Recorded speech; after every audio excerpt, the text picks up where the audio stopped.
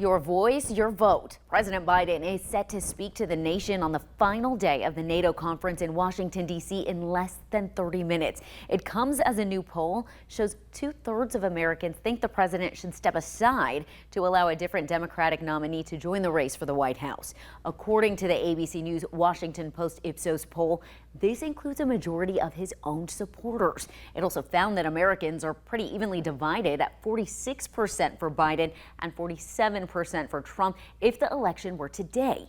I sat down today with ABC News political director Rick Klein to talk about the latest developments on the campaign trail and what needs to happen for President Biden to regain voter confidence. Rick, earlier today, an ABC News Washington Post Ipsos poll released findings that 2/3 of Americans, including a majority of the president's own supporters, say he should step aside as the party's presumptive nominee. What can you tell us about these findings? I mean, that's a stunning number, especially when you realize that it extends deep into the president's own Democratic base. I think it's equally interesting to me, 85% of Americans say that he is too old to run for president. That is up sharply from a year ago. It's up sharply even from a couple of months ago. Things have changed. Yet for all of that, we basically have a deadlocked race. We still have Donald Trump leading by a single point, basically a tied race in the polling, which tells you how unpopular both of the men are, frankly, that even something as big as what's happened the last couple of weeks at that debate didn't really change things. This certainly isn't the first poll. When it came to voter preference, was there any significant change since April? Not really. It was a 2-point lead for Trump then. It's a 1-point lead now. So again, it's kind of statistical noise. What is interesting, we polled for the first time Kamala Harris, the vice president, a hypothetical head-to-head against Donald Trump, and we had her leading by 3, which is a very small number, but it is different than the Biden number, which means there are people that say they would not vote for Joe Biden that would vote for Kamala Harris or potentially another Democrat. So it kind of adds to this very fast-moving storyline to know that universe of voters exists. Right. And since the debate, the president has been adamant that he will not be stepping aside.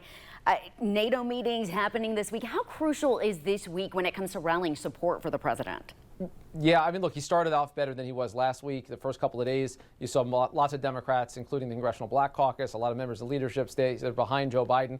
You start to see more cracks yesterday. I think today, the end of NATO, the NATO summit, the news conference he's having at the end, become really big moments for him. But he's going to have to keep clearing bars like that for the foreseeable future. I don't think one news conference is going to answer all the concerns. Exactly. The president expected to speak this afternoon. Will this be strictly focused on NATO? Are there any chances he addresses this post-debate week?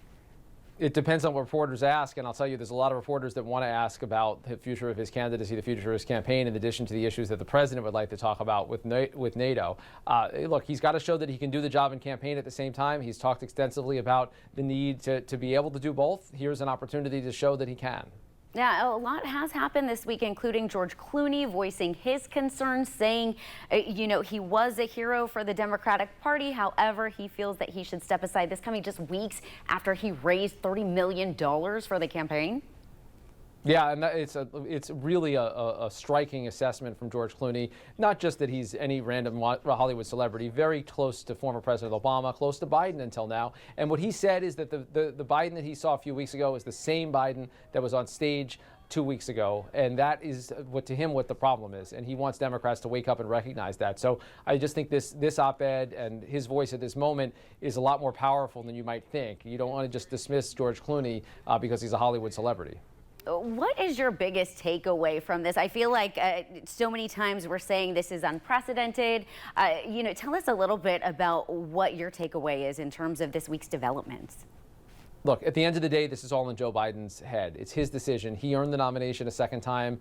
He's going to be the nominee a month from now unless he doesn't want to be. The question of how Democrats prevail on him and whether they're able to get him to reconsider is a big one. He said at the beginning of the week that the question is answered and asked and answered, but there are so many Democrats, including members of his inner circle, including members of leadership, who feel otherwise and are trying to urge him toward making a decision that's different than the one he's made. Anything you want our viewers to know, to look out for when they listen to the president speak later today?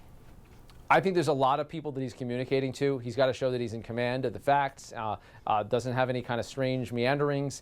And look, he's got to show physical strength as well. This news conference is happening at the end of a very long week. And again, it's just one of many long weeks he's going to have if he were to continue to pursue the presidency, as he says he will.